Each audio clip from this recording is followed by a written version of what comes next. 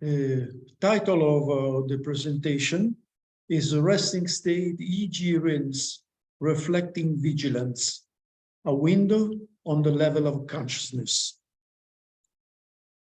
In this slide, you can see the co-authors of this presentation.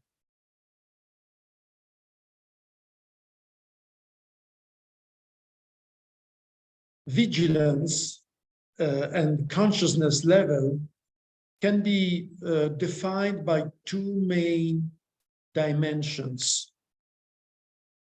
The level of consciousness in terms of the level of vigilance in the wakefulness related to the level of cortical arousal. And another dimension is the content of consciousness in terms of vividness and richness of the contents of consciousness. And practically all mind states can be explained by a combination of these two dimensions. For example, in this graph, in the light brown, you can see some physiological mind states from conscious experience to drowsiness, light sleep or deep sleep, or rapid high movement sleep with the vivid dreaming. And you see, for example, that deep sleep is characterized by a low level of consciousness and vigilance and the low level of content of consciousness. Drowsiness is characterized by a higher level of consciousness and a bit higher level of content of consciousness.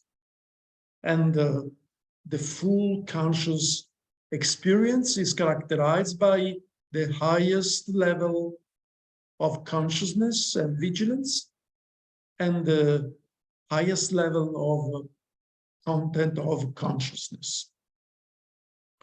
In dark brown, you can see some abnormal states of the mind. For example, in coma, you have a very low level of consciousness, practically near to zero, a near to zero content of consciousness. In the case of persistent vegetative state, you have a wake-sleep cycle, normal, but the patient is not reactive to the external stimuli, to the environmental stimuli, and is also characterized by a very low level of content of consciousness.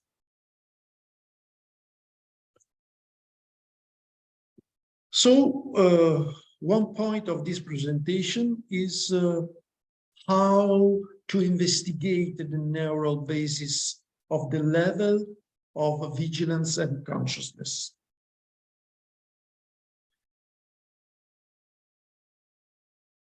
Concerning the neural basis of the level of vigilance and consciousness, Alexander Luria, a Russian neuroscientist in the last century, proposed the theory of the working brain. He proposed three brain units underpinning the higher functions. The first cerebral unit was involved in the regulation of wake-sleep cycle and the transitions of vigilance. And you see that the neural basis was grounded on the brainstem and the thalamocortical connections. In the brainstem, the ascending, activating neuromodulatory systems, modulating the thalamocortical interaction and the cortical arousal and vigilance level. The second unit was involved in perception, memory, and the regulation of emotions. You see that the neural basis was grounded on the posterior cerebral cortex, in gray in the figure, and limbic system, including hippocampus, amygdala, anterior cingulate, and other areas. The third unit was involved in motivation, executive functions, attention, language, and contents of consciousness, and was related to the activity of the prefrontal cortex.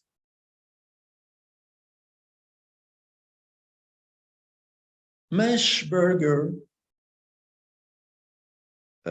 published in a biomedical journal the hypothesis that Michelangelo was aware of the role of the brain in the conscious experience.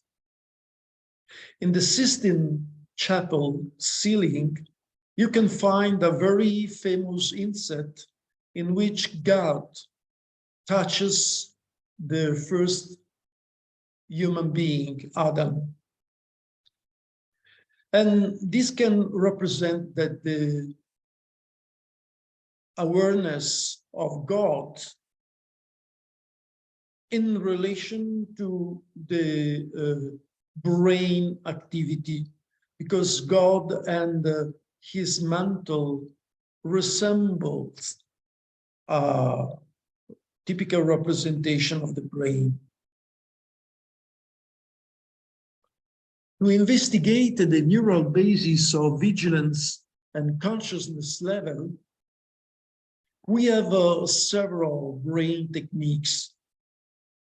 Some brain techniques allow the investigation of the functions of the brain dynamics.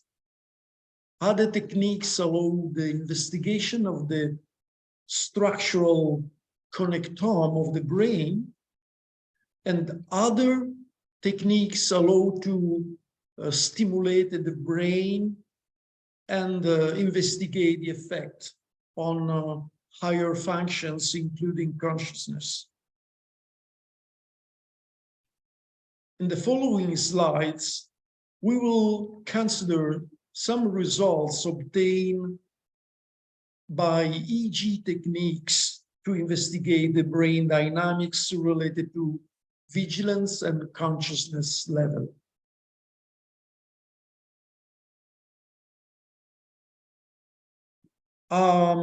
Useful way to investigate the brain dynamics related to vigilance, consciousness level is the recording of the resting state electroencephalographic rhythms during eyes closed for a few minutes and eyes open for other few minutes.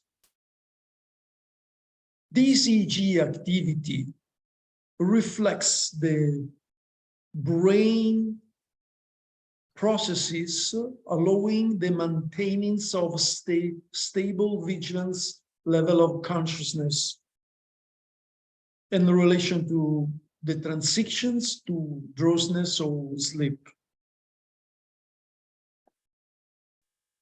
Hans Berger was a German psychiatrist who recorded resting state EEG in humans for the first time last century.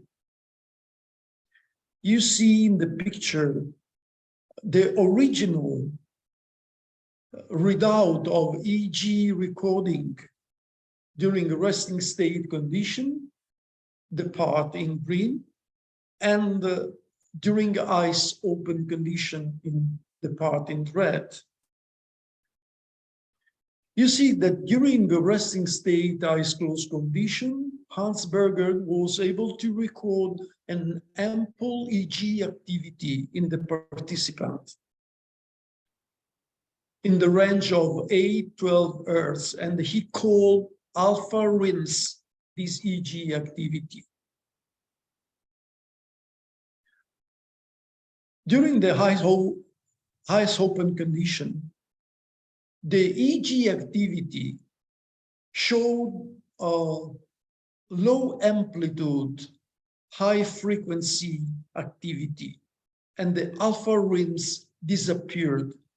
And Hansberger called this low voltage, high frequency activity beta rims. So this was the first demonstration of an association between the changes in quiet vigilance states, in resting state, eyes closed and eyes open, and changes in the amplitude and frequency of EEG activity. Hansberger was also able to demonstrate that the frequency and amplitude of EEG activity did change in relation to the transition from quiet vigilance, dominated by alpha rims in the relaxed wakefulness, to drowsiness and light sleep, with ample oscillations of EEG activity at lower frequencies from 3 to 7 Hz, and then even lower frequencies, lower than 4 Hz, in the so-called slow waves of deep sleep, as you can see in the picture.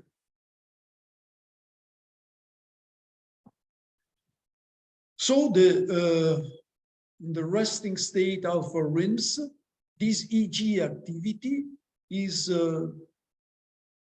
recorded from the scalp and is generated by the cerebral cortex in relation to thalamocortical interactions. But we know that these thalamocortical interaction and this cortical arousal is modulated by basal forebrain cholinergic neurons projecting to the thalamus, other subcortical structures in the cerebral cortex, in yellow in the picture. And also some neurons of the hypothalamus using orexin as a modulator of thalamocortical interactions, and even from the brainstem. And you see the reticular ascending formation projecting to the thalamus and cerebral cortex, and using noradrenaline, dopamine, serotonin as neuromodulators. So the vigilance and consciousness level can change in relation to the functioning of these ascending subcortical neuromodulating systems, changing the feature of resting state EEG activity.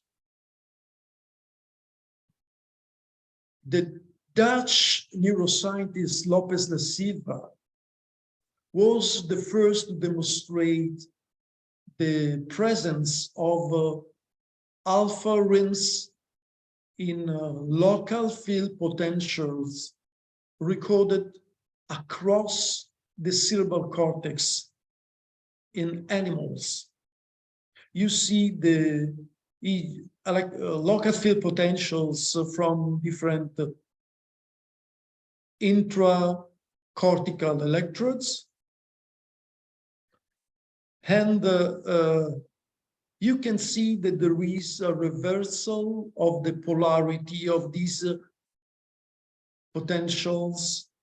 For example, negative peaks in the superficial layers correspond to positive voltage peaks in the deeper layers. And so this reversal of the polarity is compatible with the presence of a dipole within the cerebral cortex generating scalp recorded alpha rims. These experiments were performed in away cats. Another demonstration of Fernando Lopes da Silva was that ample alpha rims in the resting state are related to cortical inhibition. And he could demonstrate this cortical inhibition by simultaneous recordings of a resting state, functional magnetic resonance imaging, and EEG activity. You see in the picture in red, higher bold signal of resting state magnetic resonance imaging. And he could demonstrate that this higher bold activity, cortical activation, was related to low amplitude alpha rims in the EEG activity. And in contrast, low levels of bold signal in the cerebral cortex was related to ample alpha rims in the EEG activity.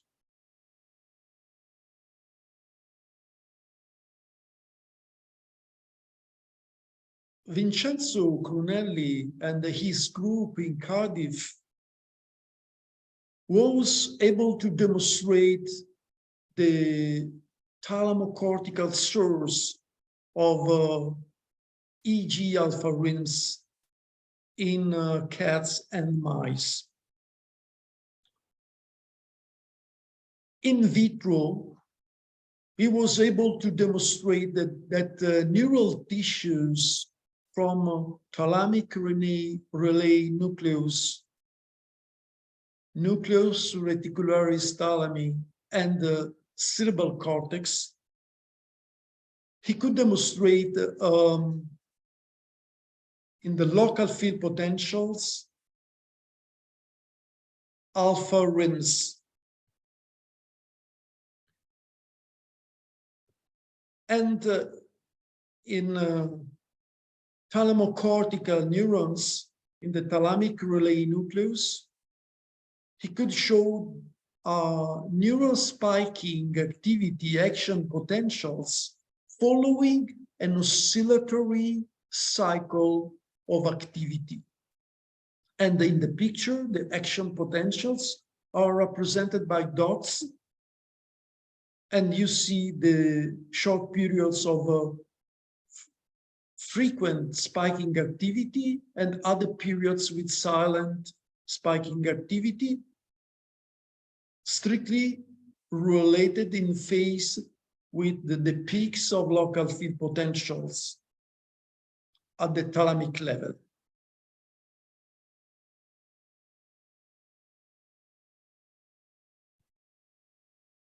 One challenge to investigate resting state alpha rims is the choice of the frequencies. You see in the table several position papers from International Federation of Clinical Neurophysiology reporting different frequency subbands of alpha rims.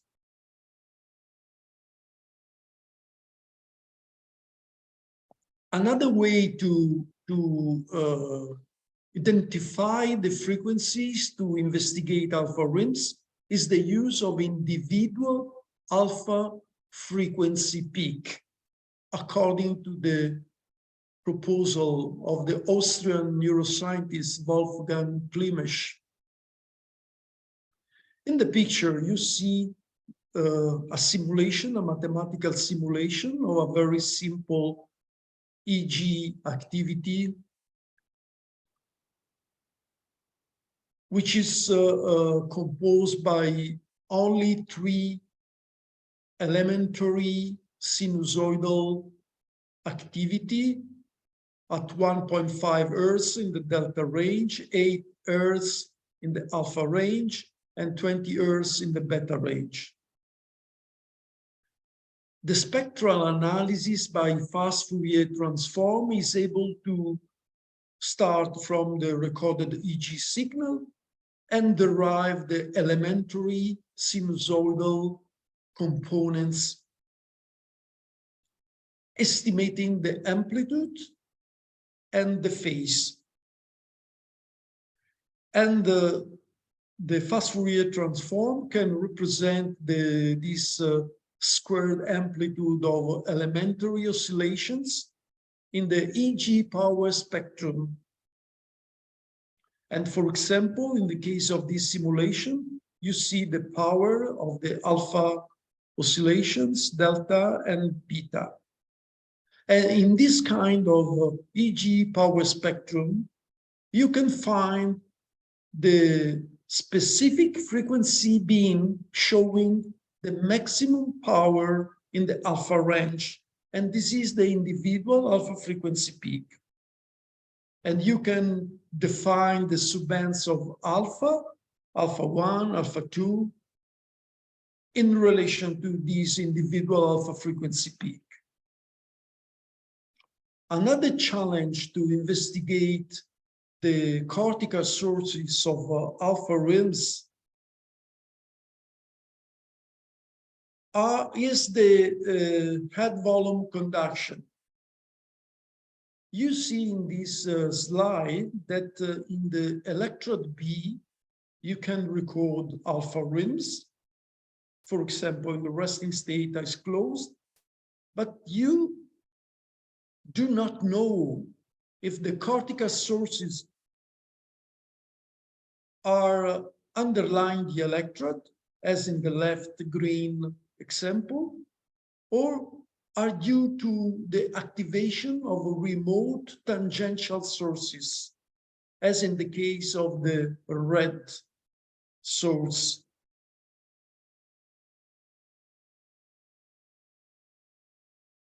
To estimate the cortical sources and the head volume conduction effects, there are several software platforms, freeware platforms that you can use. But for the mathematical estimation of the cortical sources of EEG activity, there is no unique solution. So the solutions are based on assumptions. One of these platforms is Illoreta freeware, and we use this platform. There is no consensus about the best platform, but we use this platform because there are several independent groups using this platform, and the results can be replicated and compared. We use the EEG activity free from artifacts as an input for the Illoreta freeware. Illoreta freeware estimate the currents in the equivalent current dipoles across the model of the cerebral cortex. And you see the layout in terms of maps of Loretta current density in the cortical sources. And you can also use cortical regions of interest in the source model to average the Illoreta solutions.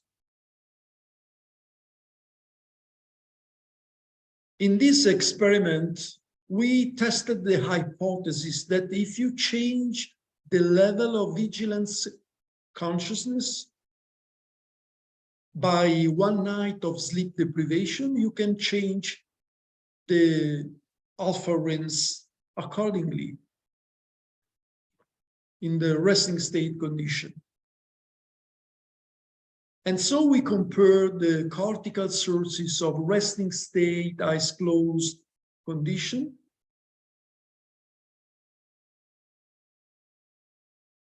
in before the sleep deprivation and after the sleep deprivation.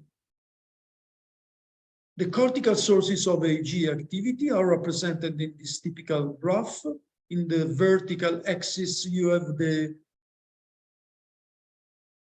intensity of the cortical source activation.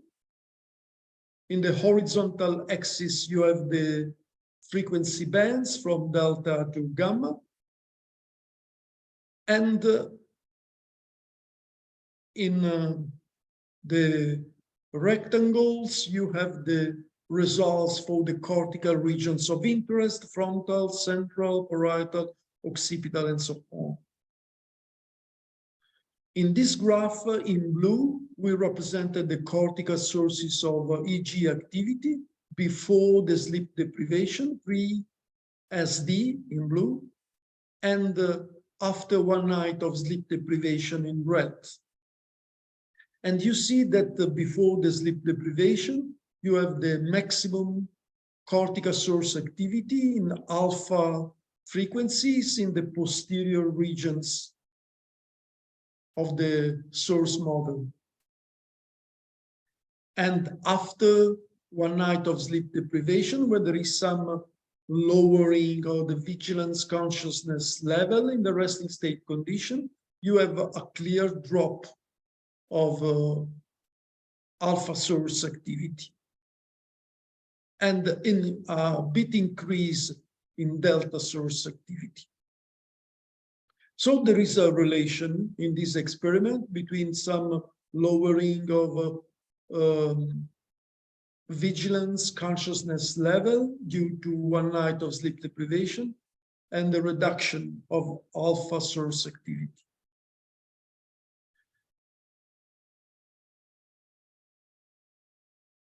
So one can hypothesize that if you have an ample resting state alpha rims, you have a better vigilance consciousness level. And we tested this hypothesis in this experiment using a simple paradigm in which you defined the duration of a cue visual stimulus, allowing the subject to detect with consciousness the stimulus only 50% of cases. In the paradigm, you define this short period of visual presentation, and then you, after the cue visual stimulus, in the case of the experiment, a white dot in the left or right side of the screen of a computer, and then you give a mask stimulus, and after a while, a new go visual stimulus,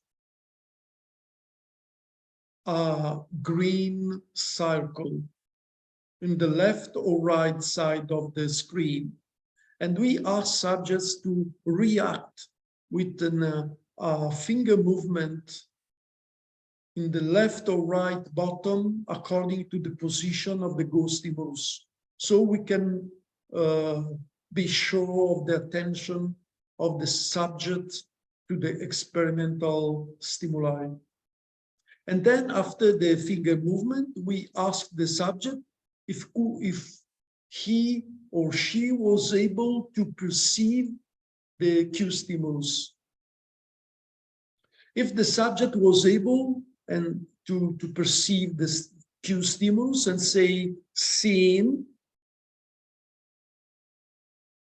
we put this event in the seen trial. Vice versa, we put this event in the not seen cases. So we tested the hypothesis analyzing the cortical sources of alpha rims 1 second before the cue stimulus onset. And we compare the cases in which the subject was able to perceive the cue stimulus seen trials against the cases in which he was not able, not seen trials. And you see in blue the cortical source activity in alpha frequencies. And you see that the maximum cortical source activity is observed in the seen trials in occipital regions, Brodmann area 19, posterior parietal, Brodmann area 7, and the premotor cortical regions in Brodmann area 6 medial. And so we propose that if you have an ample resting state alpha rims in the occipital, posterior parietal, and premotor areas, you are in the best condition to perceive cue stimulus at the sensory threshold level.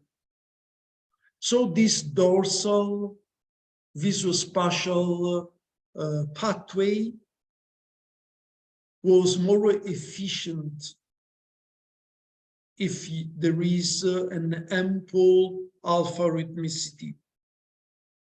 In the second part of the experiment, we analyzed the cortical sources of EEG activity in alpha frequencies 1 second after the cue stimulus onset. And the results are in the picture. You see in red the percentage of the reduction of cortical alpha source activity, the so-called event-related desynchronization of alpha rims. And you see that in the seen trials with conscious perception of the cue stimulus, there is a stronger reduction of alpha source activity in the occipital Brodmann area 19 and in the posterior parietal Brodmann area 39.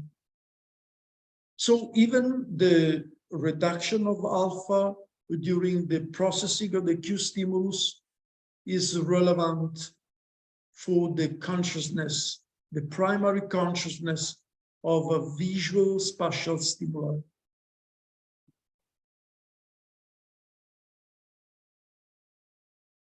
One question is if this alpha rhythmicity in the posterior visuo-spatial pathway is causally relevant to have the experience of primary consciousness. And so we use transcranial magnetic stimulation to stimulate the posterior parietal cortex, where we estimated the cortical source activity in the alpha range during the trials perceived consciously, the cue stimulus perceived consciously. The concept is that the interferential repetitive transcranial magnetic stimulation over the posterior parietal or premotor areas could reduce the conscious perception of the visual stimuli. So we repeated the experiment using the transcranial magnetic stimulation over the left posterior parietal cortex, in another condition over the right posterior parietal cortex, and in another condition with a sham stimulation, ineffective. And in the graph, you see the number of, the mean number of seen cue stimuli in the group. And you see that without any stimulation, we have the higher number of seen cue stimuli perceived consciously. During the sham condition, you have a bit less number of seen cue stimuli, but you have a significant drop after the transcranial magnetic stimulation of the left or right posterior parietal cortex. So there is a causal relationship between the function of posterior parietal cortex and the vigilance consciousness level. We also repeated this experiment with transcranial magnetic stimulation during a Posner's attentional task, in order to have also a measure of attention. And you see that the reaction time to the visual stimuli in the Posner's task reflected the attentional level. And you have a short reaction time during the sham stimulation, and a significant increase in the reaction time after the transcranial magnetic stimulation of the posterior parietal cortex.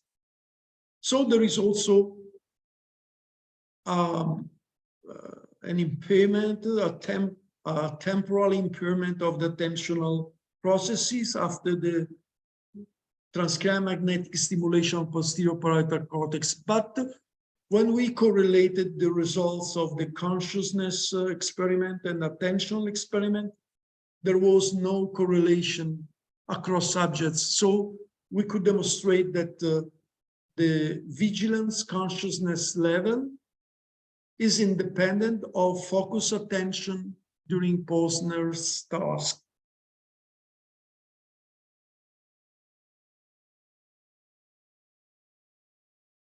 So the final part of this presentation is about the connectome, the connectivity, the structure of the brain involved in the vigilance consciousness level. And you can do it using neuroimaging data and also recruiting patients with brain lesions.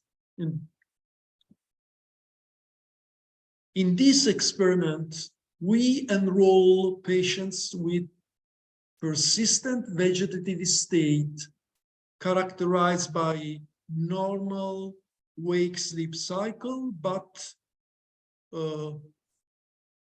no consciousness of external stimuli, no reactivity to the questions by experimenters and so on. And typically these patients have supratentorial lesions. And you see in the picture the tentorium divides the cerebral hemispheres in green by cerebellum. And the maps show the results of the experiment. In the control healthy subjects, we recorded the resting state eyes closed EEG. We estimated the cortical sources with Luria. And you see that the dominant power in the cortical sources is in the alpha range, as expected in healthy subjects. And we observe a reduction of cortical source activity in alpha range in the posterior areas in patients with persistent vegetative state. You see two subgroups of patients. The EEG recordings were performed when these patients were in the persistent vegetative state. But we divided into subgroups on the basis, retrospectively, on the basis of the follow-up, the clinical follow-up. Some of the patients recovered some degree of consciousness. And we call these patients recovery patients, REC, in the picture. The other patients didn't recover the consciousness function, and we call these patients non-REC in the picture. And you see that at the time of the EEG recording, the group with lower alpha source activity was the group of patients with who will not recover the consciousness at the follow-up. So this is a demonstration of some relationship between the supratentorial lesions and the impairment of the generation of alpha rims in patients with disorders of vigilance consciousness level. Another model we used of supratentorial lesions in the brain is the model of Alzheimer's disease. Alzheimer's disease is a neurodegenerative progressive disease in aging, in old persons, characterized by an accumulation in the brain of two toxin proteins, A beta in blue in the picture, and tau, phospho-tau, in orange. And you see that across aging, there are some primary age-related tauopathy, accumulation of tau protein toxins in basal forebrain and brainstem, even without cognitive symptoms.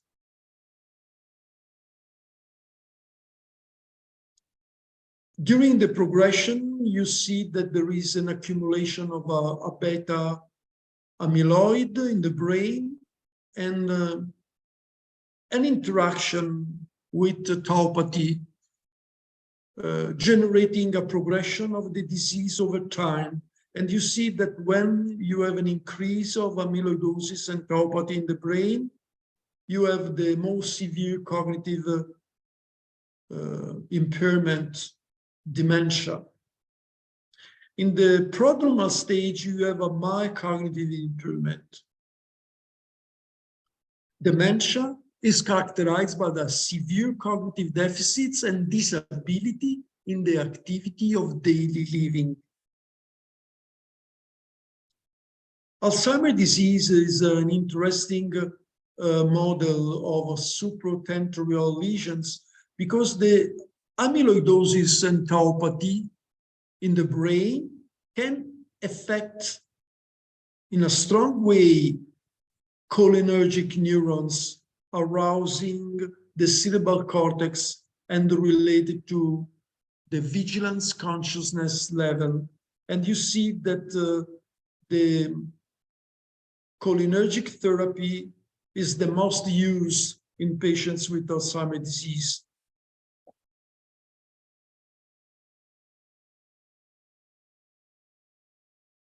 In this experiment, we enrolled patients with mild cognitive impairment.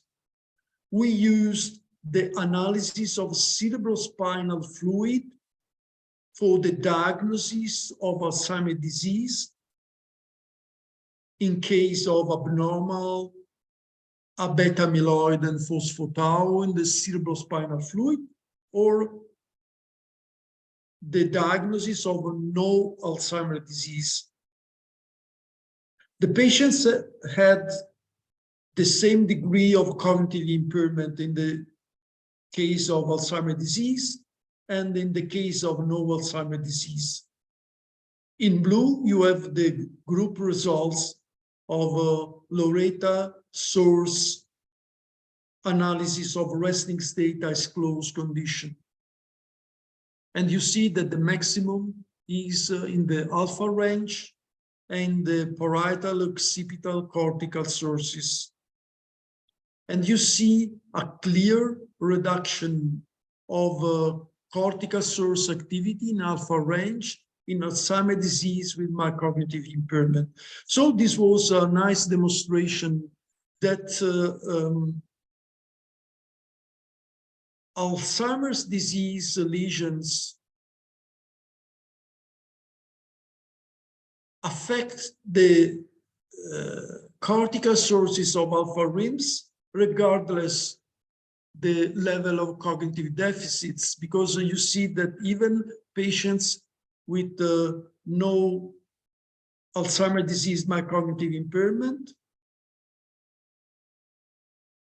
show higher alpha source activity when compared to Alzheimer's disease MCI patients.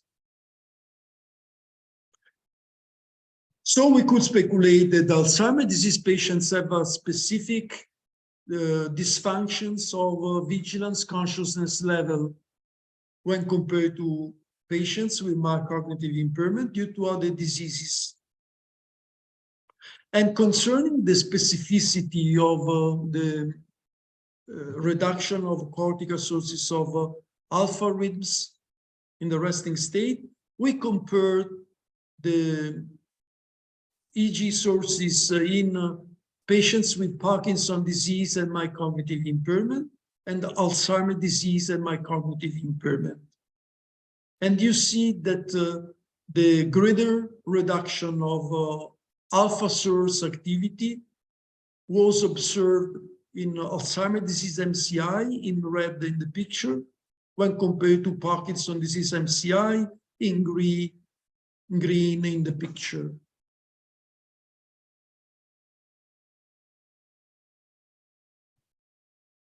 One hypothesis is that the cholinergic neurons projecting to the thalamus and cerebral cortex were involved in the reduction of Alzheimer, in reduction of cortical sources of alpha rims in Alzheimer's disease patients. So we modeled the lesions in the cholinergic tracts in the brain from structural magnetic resonance imaging according to the procedure of the Michelangelo groups. And you see in the picture that in the magnetic resonance imaging, you can define the trajectories of the cholinergic projections to the cerebral cortex.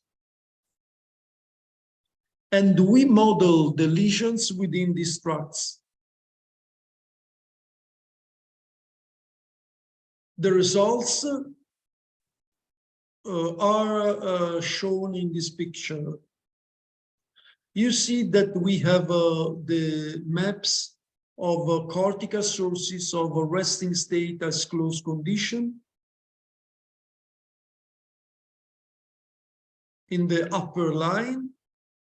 The results of in Alzheimer's disease mild cognitive impairment patients in the middle line and in the bottom line. We divided the patients with Alzheimer's disease mild cognitive impairment in the group with less lesion in the cholinergic systems, C-, and a group of Alzheimer's disease MCI patients with more lesions in the cholinergic projections, C+. And you see that when compared to healthy control subjects having the maximum alpha source activity in the posterior areas, there was a drop of alpha source activity in the posterior regions in the Alzheimer's disease patients with less cholinergic impairment, and a greater reduction of alpha source activity in the group of Alzheimer's disease MCI patients with more lesions in the cholinergic systems. And this was a demonstration of the involvement of cholinergic systems in the regulation of the cortical arousal, as reflected by the amplitude of alpha source activity in the resting state eyes closed condition. So we can conclude that the cortical EEG alpha rims may reflect the vigilance consciousness level in sleep deprivation and in the resting state condition. That they are poor in patients with persistent vegetative state and may predict the recovery of consciousness in these patients.